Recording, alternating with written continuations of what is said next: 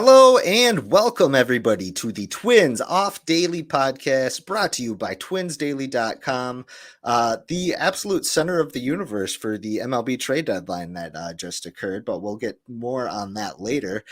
How's it going, Twins territory? You are talking to a skeleton crew over here at the Twins Off Daily podcast, but here I am with my compadre, Gregory Masterson, and we are here every off day to provide you some entertainment and just some conversation while we wait for our beloved Twins to come back to the field.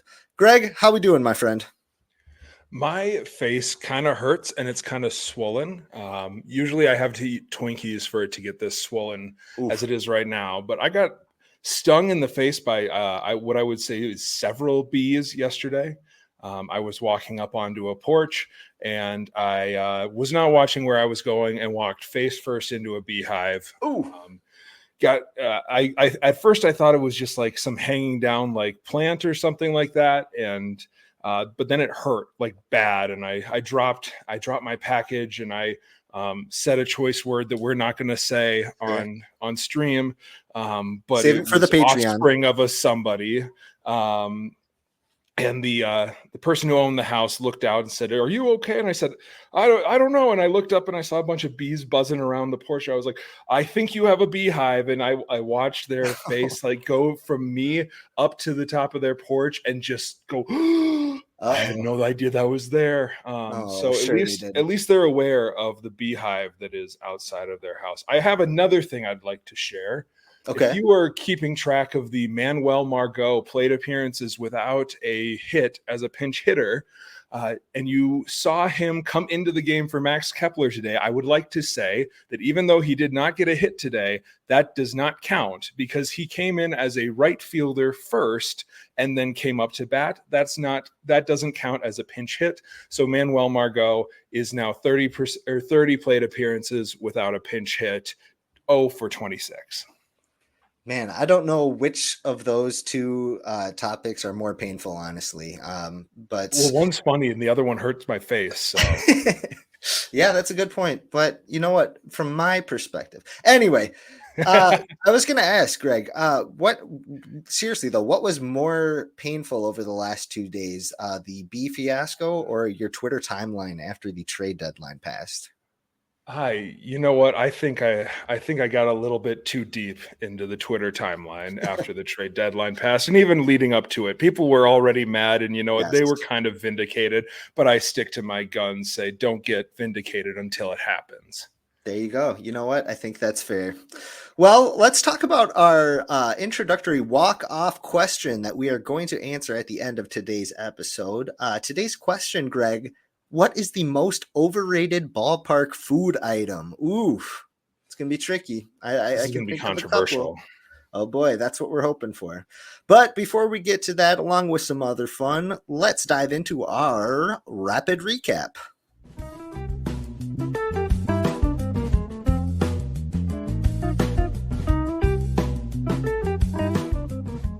All right, man, quick little road trip. The Twins went 2-1 against the Detroit Tigers and 1-2 against the New York Mets. Let's talk about it. Who's hot, who's not, who caught our eye?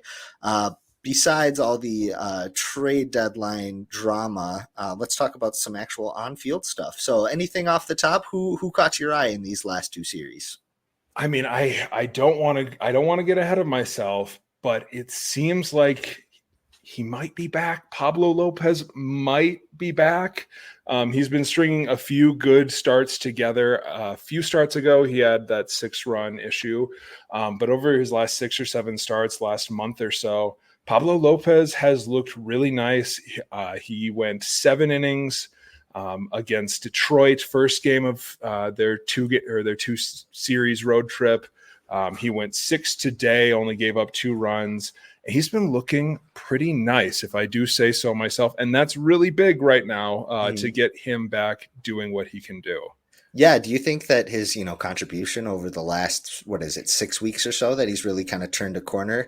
Do you think that had anything to play into the trade deadline and kind of their inaction and going for a starting pitcher? I'm sure there's other factors that we're going to talk about that went into that decision, but what about Pablo and just the fact that he's kind of turned back into that front of the rotation arm, kind of alleviating some of that need? Do you think that played into it at all?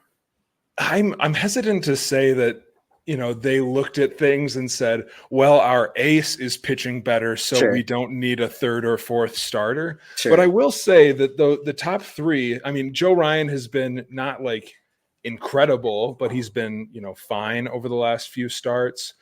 He was very good in his start. What was that? A few days ago. Bailey Ober is looking like as a Bailey Ober truther and somebody who has long said that he prefers Ober to Ryan. Um, I think that the three of them kind of looking really nice as a group probably has maybe uh, played into their decision making. Maybe they don't feel like they absolutely need like a number three guy. sure. But I think that Pablo Lopez, kind of in conjunction with those other two guys looking nice, probably played like at least a small part. It wasn't like our head is on fire if we don't do Sure. something. Yeah, I think it probably. I think I'm with you in terms of trusting Ober a little more than Ryan at this point. I think that if there's a long ways away before the Twins are in the playoffs, obviously, but let's just say the season ended today and they were going to start a series. I think that it would be kind of similar to last year against the Astros when Joe Ryan maybe gets a start, but I think he goes one time through the lineup. Maybe if he's rolling, he keeps going, but I think that they would trust Ober with an actual full start opportunity over Ryan at this point. So, yeah, pretty interesting though.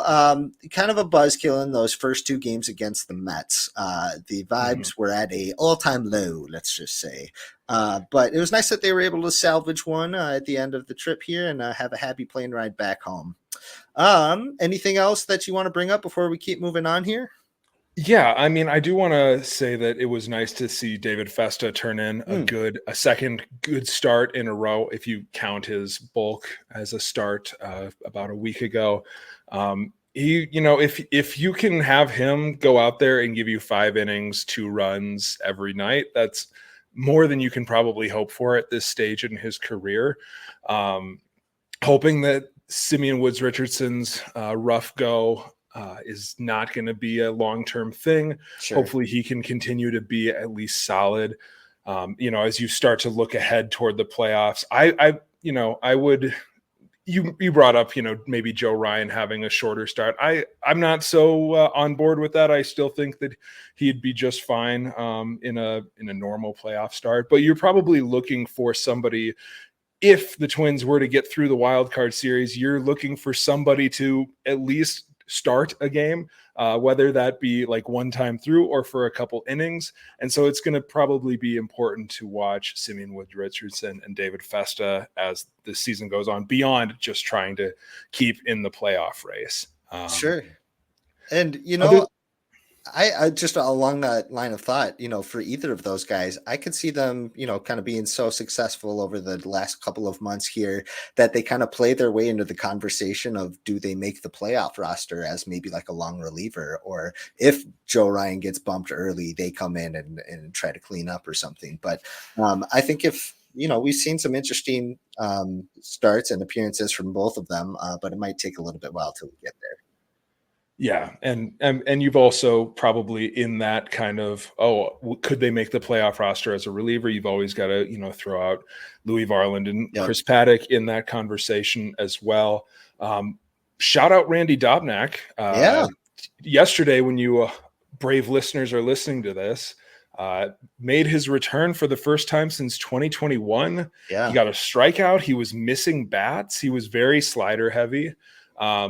I don't know. I think it's really exciting to see him back out there. What are your thoughts on the return of Randy Dobnak? Oh, I mean, it's super fun to see him out there, and I hope that he gets more opportunity down the road here. I don't see him necessarily making the playoff roster, but hey, could you actually imagine if he got like a game two started in like I don't know, a Yankee Stadium or something? I was hoping our friend James B. Terry on Twitter pointed it out to me, so this was not an independent observation, but there was a chance that that Randy Dobnak was going to pitch Game 2 in New York if he were to have gotten in the game yesterday. If things went awry for Festa, somebody who might be prone to giving up some home runs, they make a Mm. decision to put Randy Dobnak in the game. Like it's kind of poetic, if you will.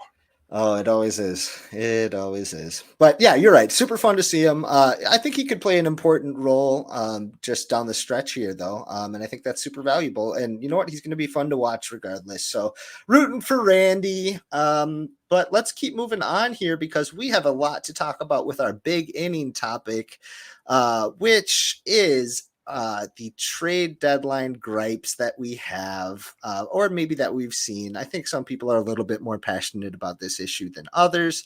For those that maybe aren't aware, the Twins made one deal before the trade deadline on Tuesday.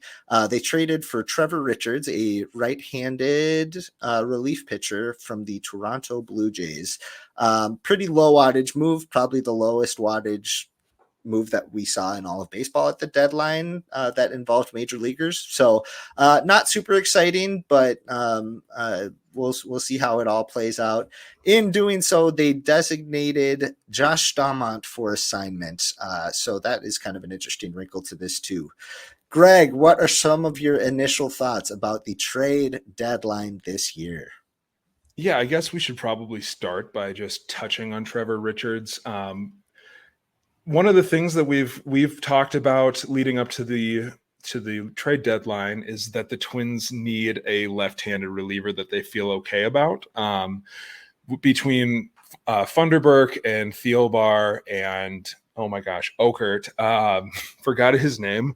Gonna forget him pretty soon because this Trevor Richards guy is gonna come in and steal all of his innings.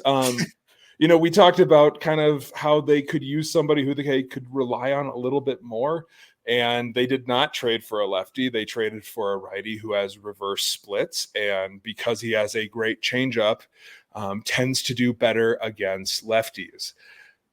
Is he somebody who's going to really change the equation? Probably not. I see him more as somebody who kind of falls into that mix of lefties, if you will, and maybe he would be more reliable than any of them. But also, I don't feel great about like going to him in a big moment in the playoffs, even if he does have a nice year for the rest of this stretch. What are your thoughts on our new friend Trevor Richards?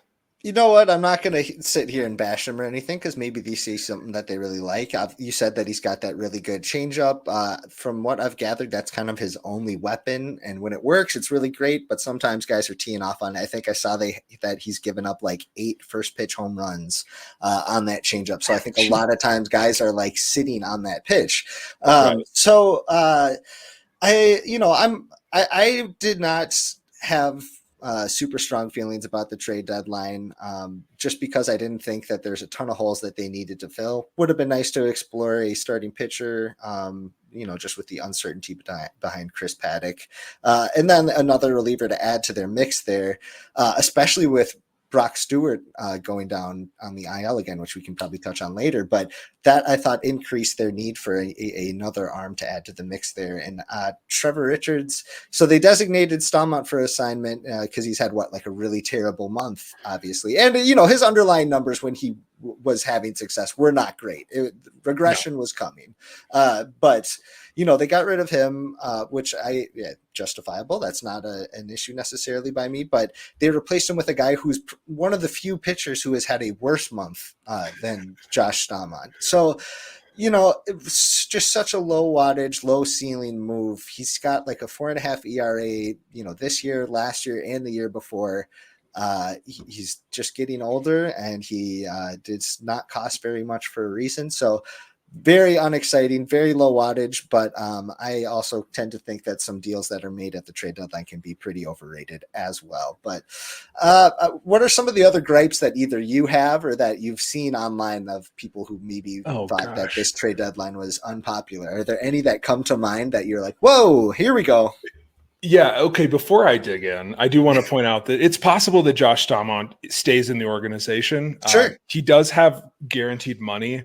He's not looked great, and he's like guaranteed like $300,000 or $400,000 for the rest of the year. It's possible that some owners would prefer not to add $300,000 or $400,000 for the rest of the year for somebody who's not really probably going to make a huge difference, which is a segue into owners who don't want to spend money. I have heard through the grapevine, on Twitter, on The Athletic, on a number of different publications, that there was a little bit of a snafu, I guess, a little bit of a kerfuffle about how much money the Twins were able to spend this season. I think everybody's kind of heard about the Twins cutting payroll at the beginning of the year.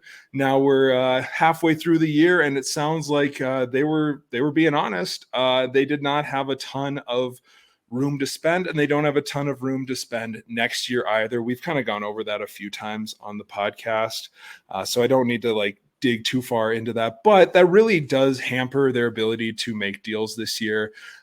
It sounds like, without like specifics on exactly who or what, that was a potential issue with some of the targets that they had in mind, where teams were asking for additional players if they were going to be retaining any of the players' salaries. And that is frustrating. It is really frustrating for Sure. fans of the team to know that it wasn't necessarily that the team wasn't active, wasn't willing to, give up some prospects, wasn't trying to improve the team. It was literally, we can only take on, I don't know, the number I've heard thrown around is 1 million. I don't know how valid that is, but if like that is the case, and that's the story with that a lot of people are running with, that's really frustrating.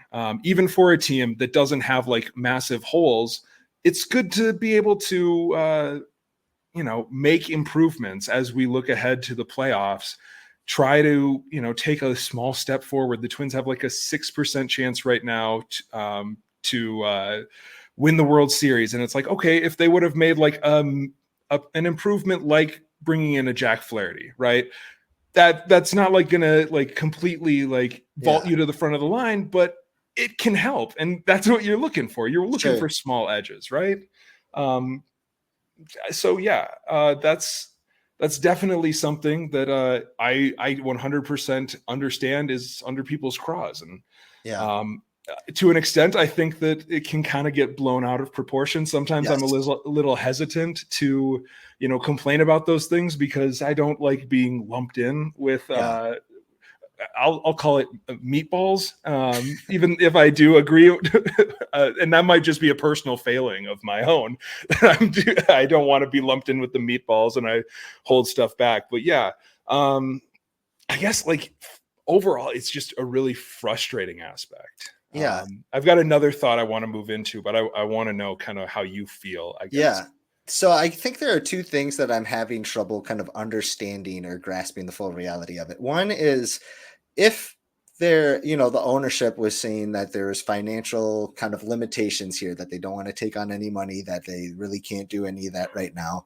What good does it do to like tell other teams or sources that, like, what incentive do they have to do that, instead of just, when teams come calling about whatever name or whatever sort of hypothetical deals, that they could just say, oh, nope, not interested, we're not going to do that deal, and move on? Why would they be like, no, we're not going to do it, and it's because we don't want to spend money? Guess what? Like, well, I find it so hard to believe that they would make any sort of declaration like that. I'm not saying that the reporting that we've heard is wrong or anything like that, and obviously there's a good chance it was right based on what actually happened, but I'm having trouble following the breadcrumbs with that one.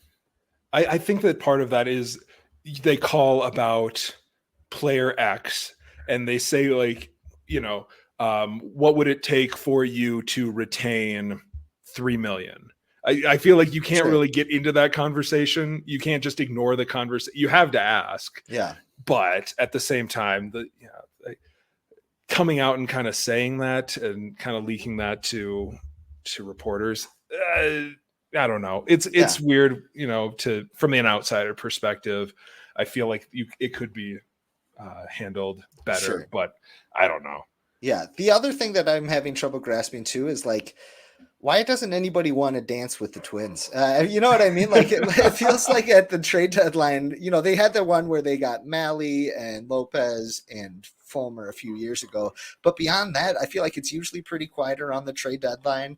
And you always hear about kind of the asking prices. Like we heard that Detroit was talking to the Twins. They said if they wanted Flaherty that the Twins would have to give up one of their top 3 prospects in Jenkins, Brooks Lee, and Emmanuel Rodriguez. Obviously slammed the door shut. I wouldn't want to see them make that deal. But then he goes to a different team he goes to the Dodgers for their like number 8 and number 22 prospect. And I know you can't put too much stock into the actual number rankings because everybody's system's different, including the Tigers and what they see in other teams' prospects. But still, that seems a lot more reasonable than what they were asking of the Twins. And it just seems like this kind of happens every year. We heard about it when they were talking to the Mets back in, 2017 or 2019, when the Mets wanted about Stroman. Well, and also about Syndergaard for Buxton. Oh, right. Yeah. And it's just one of those things where it's like, yeah, we said no to that. And then they didn't return our call to keep talking and keep discussing other names. It's like, why doesn't anybody want to? They're like the Millhouse, like sitting the wallflower at the dance. And the dud. Dance with them. The dud. Yep. But I'm having trouble just grasping why it seems so tricky to make any sort of deal some of these years. Yeah, I will say that I'm kind of thankful that in the long run, I would have loved to see like Stroman on that team in 2019. However, through the transitive property, had the Mets called the Twins back and made a deal, the Blue Jays would not have received, the Jays traded him to the Mets, right? Sorry, I'm mixing my. I know where you're going with this. Simeon Woods Richardson was involved in that Stroman deal, which sent him to the Blue Jays and then sent him to the Twins. Correct.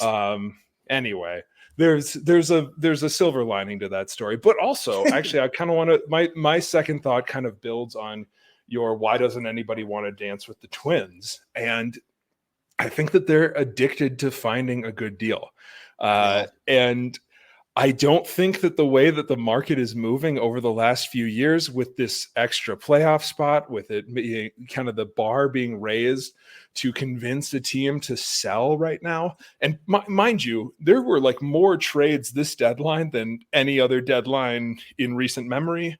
If you look back at like even 20 years ago, there was like a third of the number of trades. Like it's actually kind of wild to look at. I think that there's kind of been a gamification of front offices where it's like, oh no, we need to sell off everything that's not nailed down. Every expiring contract needs to go, even if that's our 6th inning guy, like the Blue Jays. But so I'm wondering if, at this point, at least where the market is, and this is, I know I slacked you earlier saying like I have a bunch of like just not very well put together thoughts that I'm trying to sort through. What's new? Might just be the case that trading at the deadline right now is stupid. I mean, like being a buyer at the deadline with this sort of if you look at like what the Jays got for Kikuchi and what the Marlins got for Tanner Scott, and it's like the Padres traded like 3 top 10 prospects in their system for 2 months of like a effectively wild lefty reliever who might not even be their closer, right? This is, it's hard for me to kind of get on board with almost any of the deals this deadline. And like, granted, if you don't make a deal, you just don't get anybody. You don't improve.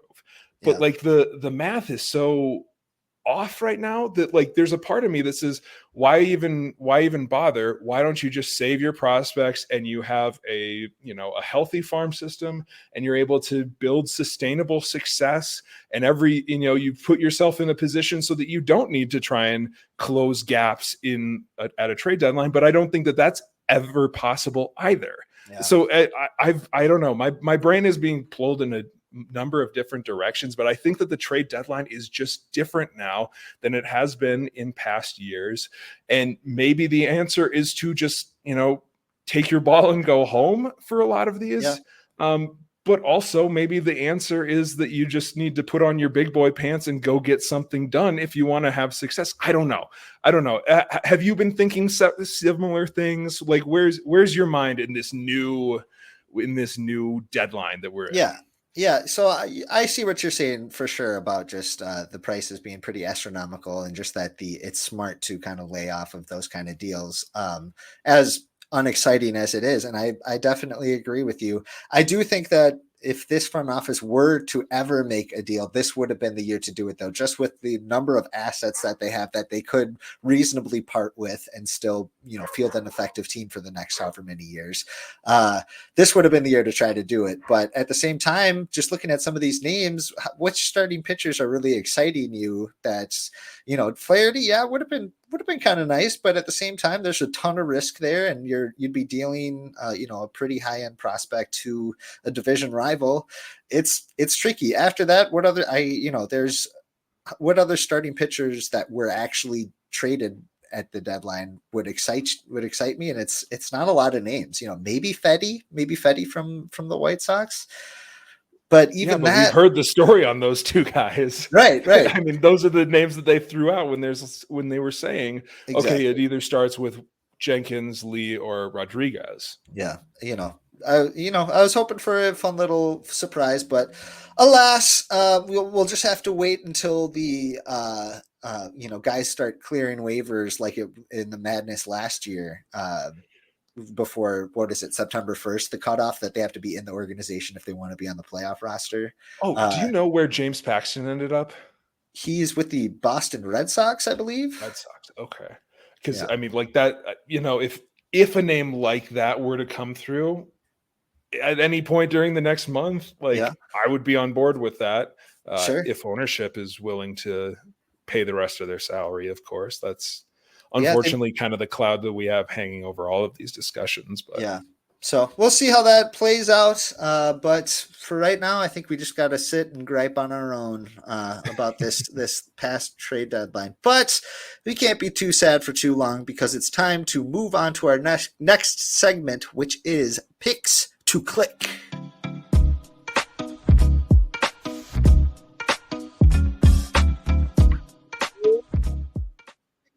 We track a given category between now and our next episode.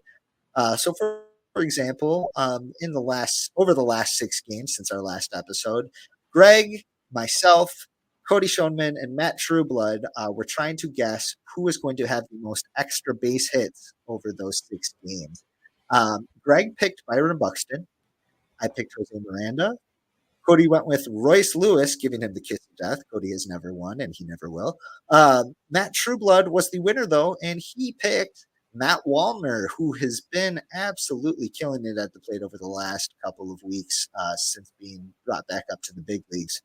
Tough one, Greg, but Trueblood finds his way onto the leaderboard. Any initial thoughts there? I mean, Matt Wallner has looked really good. Obviously, it's not been long. I believe he's played 15 games since coming up, but he has absolutely kind of shown, and we've seen kind of the whole Matt Wallner experience this year, where it was something like 14 games before he got demoted and he couldn't hit anything. Sure. Now he's up for the last 14 games and he is stinging it. He's killing it.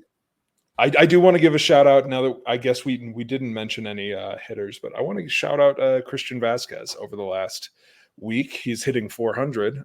So not many extra base hits, but Christian Vasquez has become, or is hitting right now considerably better than Ryan Jeffers. So I guess everybody who wanted them to DFA him soggy or not soggy, Oh, sorrowful or something. there's something, all Crying right. is what I'm trying to say. It's crying. They're soggy from all their I would tears, say is what that, you're yeah, trying to that's what say. I'm trying to. I was like, well, it's not moist. Like Okay. Okay. they're drowning in their tears, is what I was trying to say. Yeah, but you know, going back to Matt Wallner, I think the streak might be over now, but there's a point where he had gone like 17 games without grounding out, which is a beautiful sign for him because when he's going right, he's hitting the ball hard and he's hitting it in the air. So really, really cool to see. I think he might have snapped it over the past couple of games, but if not, he's still riding that ground outless streak. But let's move Shout out to on. my pick also, Byron Buxton. He is He's still doing pretty hot. He's not like as hot as he was, but he's still swinging it. Yeah, no, definitely. I think we would gladly take what we've seen from Byron this season. Oh yeah. You know, this is a good outcome so far. Hopefully, he can keep it rolling. Let's take a quick look at our updated all-time standings for Picks to Click. Greg and I are still atop the leaderboard with 5 wins each. Matt Trueblood finds himself in third place with 1. Peter Labuza also has 1. Sherry Cerny has 1. Matt Braun has 1. Theo Tollefson has 1. Nick Nelson, Melissa Berman, and Cody Schoenman still waiting to get on the board. But mathematically, we've got right now, if we add up the field, if we add up all the guests, that gets to 5. Okay. So Lou 5, Greg 5, the field 5, and poor Cody Schoenman 0. Golly. He's It's behind tough. 3 people who have been on one show. You know what? I feel like Cody is Jackson Holiday, and he's just waiting to get his first bomb here, and it's going to be a grand slam. I'm just kidding. Well, it won't be this week. Yeah, it won't be this week. So it's just Greg and I picking for the category that we're going to be tracking between now and next week's show, which is next Thursday, August 8th. We are going to be tracking which is going to be higher, the Twins team batting average or the Twins pitching staff batting average allowed. So which of those figures is going to be bigger? Greg, I'll let you get the first pick here. What are you going to say? Oh gosh. I mean, listen, I wish that this was a more difficult decision. Granted, I must say, as a new age stat nerd, I must say that batting average is not predictive of team success. It is a bad stat to use. It's already double counted in OPS, so there's no reason to use it. So, but I don't know if you looked at the schedule, Lou, but the Twins are playing the White Sox and the Cubs. I'm going to pick the Twins are going to have a higher batting average. I think that the only way that they don't is if they go power crazy, they do that too much of the Popkins special strikeouts, and then their pitchers get dinked and dunked for a series of singles, and the Twins still win. Okay, well, there you have it, folks. Greg thinks that the Twins team batting average is going to be higher than the batting average allowed by their pitching staff. So we'll just have to wait and see next week. This is the tiebreaker, Greg. This gets us. It has to be at the end of today, or at the end of these next 6 games. One of us is going to be on top. One of us gets to actually like sleep in the house. The other has to be outside in the doghouse. But let's keep moving on here, folks. We are going to go on to everybody's favorite segment for a quick round of Gregory's Gripes. Well, no, that's Quick round of Gregory's Gripes. I'm hearing from producer Lenny that the sound. That's not even okay. It's really not working. 1, 2, 3, 4, and we've got Gregory's Gripes. Gregory, you have the floor, my friend. All right. So I know that we've just got done doing a little bit of griping, but I have a non-baseball gripe, and that is I'm sick of the behavior of apartment leasing people who post prices for apartments based on the occupants rather than the price of the apartment. I don't know if you've ever seen this, Lou, but sometimes, if you were to be searching for, say, a 2-bedroom apartment, okay, and the price was I don't know. Listed price is $1,200 a month. What do you think that would go for? How much would you have to pay for that apartment per month?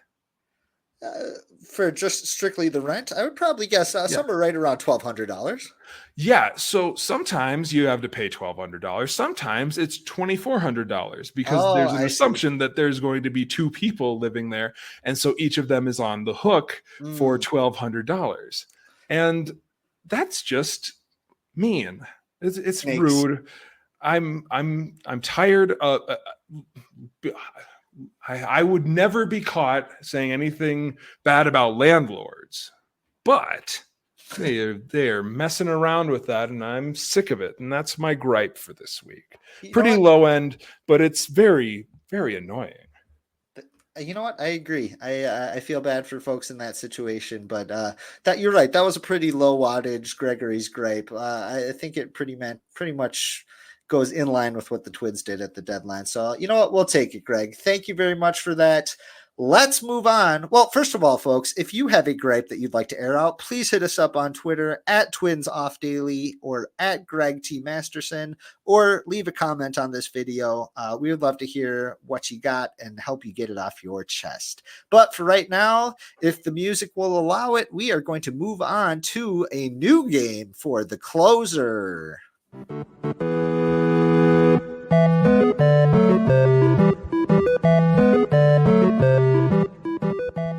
Okay, so Greg and I are gonna do a new game called Blind Lineup, where I give Greg 9 batters, and he has to tell me where they are going to hit in the lineup and where they are going to play as a defensive position.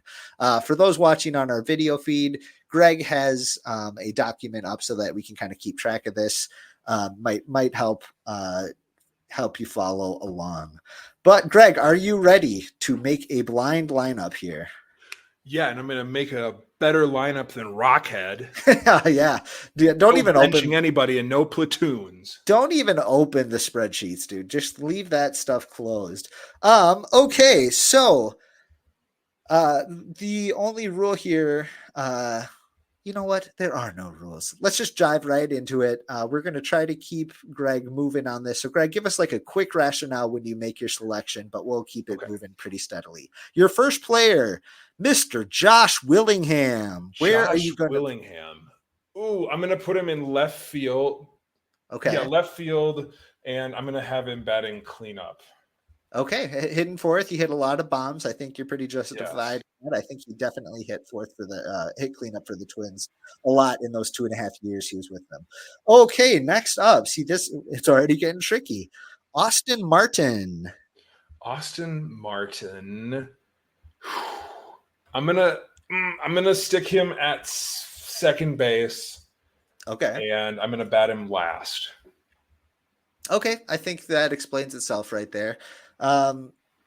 Next up, we have Torrey Hunter.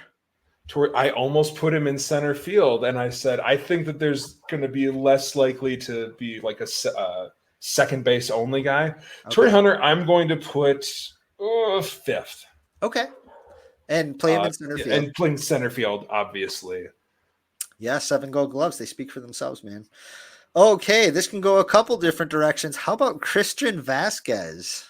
CV. Oh man, too bad that second base is taken. I'm going to. I want to put him first. I want to bat him leadoff. He is hitting 400 over the last week. I don't know if you've heard, but unfortunately, I'm gonna have to bat him. I'm gonna bat him eighth and have him catch. Okay, all right, we'll take that. At least I don't have to have Willingham catch. Well, yeah, that's true. People forget that. You had the option. You had the option, my friend. Okay, next up, speaking of having the option, should the Twins sign Miguel Sano? Oh, yes. Ooh. You know what? Miguel Sano. Remember, he played right field. I was literally on my way up to put him in right field and bat him second. Oh, wow. I'm putting my flag down now. Miguel Sano. We're talking like prime Miguel Sano, yeah? We're not talking like Josh Willingham today, right? Look, the Miguel Sano that I saw trudging it out there in right field in 2016 was not Brian Miguel Sano. But anyway, we'll leave He that was a to little you. more spry in 2015, if you catch my drift. Okay. Yeah, I think I do. So next up, fan favorite, Royce Lewis. Ooh, Royce Lewis. If only I could put him. Good. I should put him at second base because that's where he belongs. But I'm gonna bat him third and have him play. You know what? We're gonna do the Guardy batting third and playing third. Royce Lewis. Okay. I was okay. I think that probably makes the most sense. And you know what? You might have played yourself into something here. Oh How about boy. next up? Let's see. What are you missing? What positions are you missing I'm here? missing First first base base, DH, and shortstop. and shortstop. Okay. Next up, we have Jamie Carroll. Jamie Carroll, Carroll. Carroll. Yep. Well, I guess that Jamie Carroll is batting seventh and playing shortstop. Is it two? What is this? How do you spell? 2013? How do you spell Carroll? I know you I thought spelled it was just. Jamie weird. I thought it was Carrol, but that's just coming off the top of my head. I might be wrong. I don't know. Anyway, Jamie Carroll, blast from the past. Okay, so we have two more here. You need a first baseman and a DH, you say? Oh yeah. Well, let's go there. We're going to go with Donovan Solano. Oh, Donnie Barrels. I'm comfortable playing him at first base. Okay. And I'm okay with him leading off because I feel like the pool of people that you're drawing from right now is pretty thin on leadoff hitters. Okay. I'm gonna have him lead off. Well, you're going to eat your words, my friend, because the dear. last member that you apparently want batting sixth and as the DH, the legend, Willians Astudillo. Oh dear. Oh no. Okay. You know what? Um, Honestly, though, looking at your lineup, this is like reasonable. Like I could see this, making sense a lot of different ways. I think you could have run into some trouble possibly if you had, Josh Willingham DHing because you're like, oh, definitely going to get three better outfielders. Or if you had Miguel Sano, somewhere else. Anyway, Greg, I'm actually pretty impressed with your work here. I will give you a shout out for using Astudillo as the last one. Yep. Because technically, whatever was open, he could play. I believe that he's played everywhere in the majors except shortstop. Yeah, that was my thought. You know what? I should have included a pitcher slot too. But you know what? This is going to be a fun game, I think, in the future. So hopefully people enjoy this and we can come back to it and we can do another blind lineup.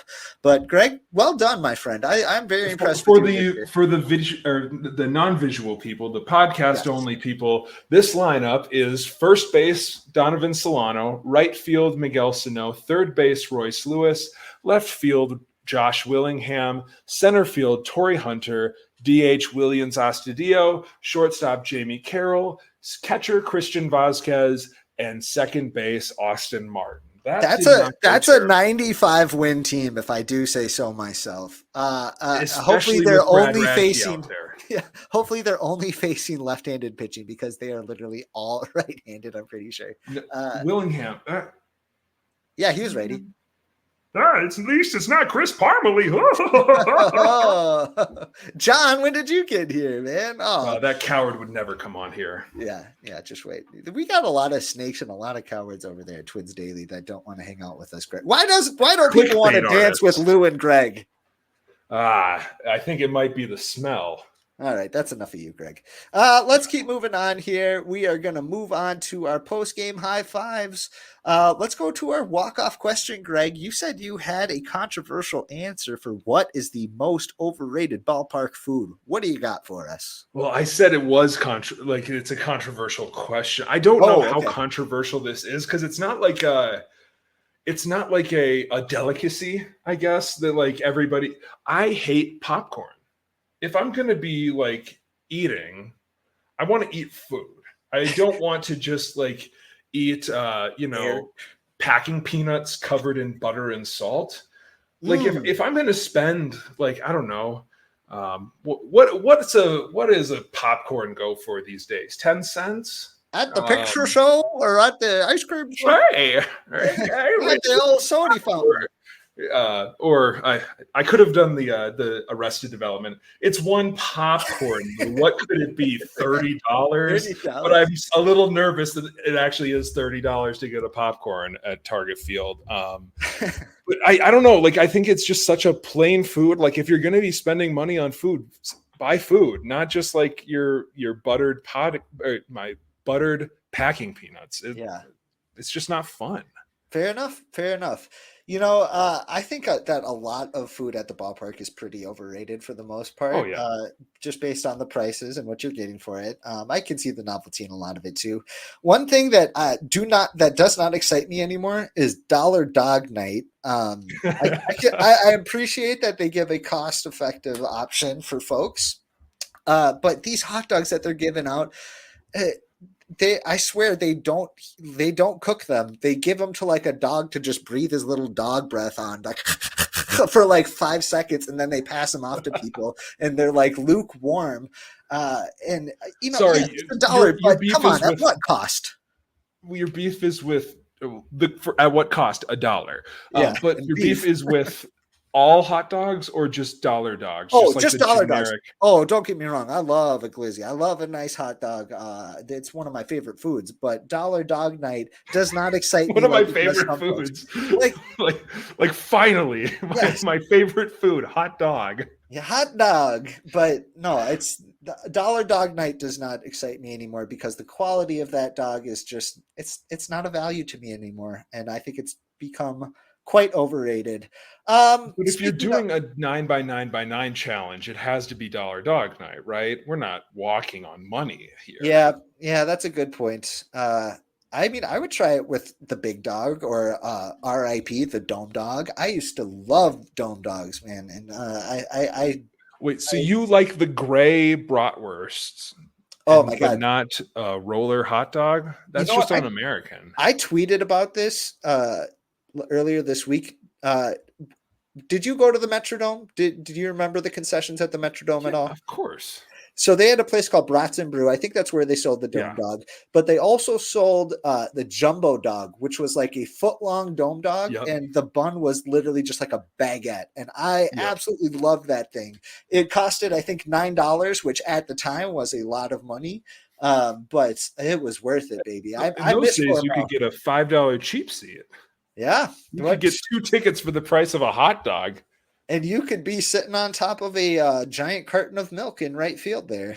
Some of our younger audience members are like, what are you guys talking about? Okay, Grandpa, let's get you back inside. Yeah, back in my day, they had a curtain and you could go back there and you could play tag. Tag. That's all that went down back there for sure. There was 2 groups of people back there, and some of them were playing tag. I guess if that's what you want to call it, Mr. Gregg. Let's take a quick look ahead at the schedule. The Twins come home for a 3-game set against the Chicago White Sox, including the Joe Mauer's return to Target Field, where his first time after being inducted into the Hall of Fame. That's on Saturday. Should be a very exciting event. Then they go to Chicago to face the Chicago Cubbies. So 3 against the White Sox, 3 against the Cubs, and then you get us back again for the off day on August 8th. Greg, I think that's all we got for today. Anything you want to plug? Anything you're excited to see? Anything you want to tell folks before signing off? Yeah, I do want to say I think that we are in the point of the season where scoreboard watching just becomes a part of your day, just shamelessly scoreboard watching. So like I mentioned, like 10, 20 minutes ago, this is a easy stretch for the Twins comparatively. The White Sox are what? They've gone 17 straight games without a win. Is that what we're at now? Without getting political, literally the last time they won a game, Joe Biden was still running for president of the United States. Dear. It's been a while. So, so this is a stretch where the Twins can feasibly, I mean, it's hard to say that they are going to sweep the White Sox just because I don't, whatever the opposite of the hot hand fallacy is. You shouldn't just think because they've lost 17, they might be due, but like they should win that series. They probably should win against the Cubbies. You could definitely see them going even like 5-1 this stretch. And between our today and our next show, the Guardians have 4 against the Orioles and 3 against the Diamondbacks. The Orioles are competing with them for the best record in the American League. The Diamondbacks are in the wild card hunt. I believe that they're in the second or third wild card spot right now in the National League. The Guardians definitely have a rougher stretch ahead of them, and not to get ahead of ourselves, but it would be really nice if the Twins were like within striking distance by the time the Guardians do 4 at Target Field next weekend. Perfect, man. I think that you said it all. That was very well said. Dear listeners, thank you very much for joining us again for another episode of the Twins Off Daily Podcast. Please tell your friends about us. If you're having fun, we're having fun, and we'd love to have more people having fun with us. So please tell your friends, get them involved. But until next time, stay sweet.